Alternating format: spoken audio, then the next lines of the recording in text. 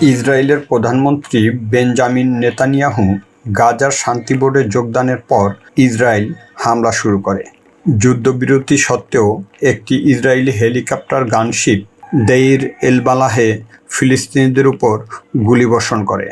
উত্তর ও দক্ষিণ গাজার বেশ কয়েকটি এলাকায় কামান থেকে গোলাবর্ষণ করা হয়।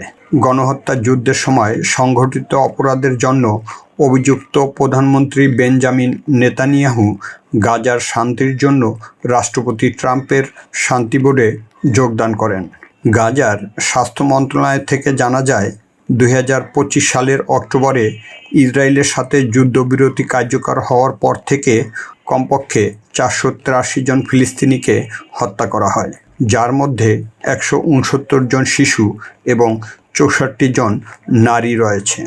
ইসরায়েলি সেনাবাহিনী যুদ্ধবিরতির হলুদ রেখা সীমানার মধ্যে ফিলিস্তিনিদের ঘরবাড়ি ধ্বংস করার সময় উত্তর গাজার বেইত লাহিয়ার একটি আবাসিক ভবন উড়িয়ে দেন।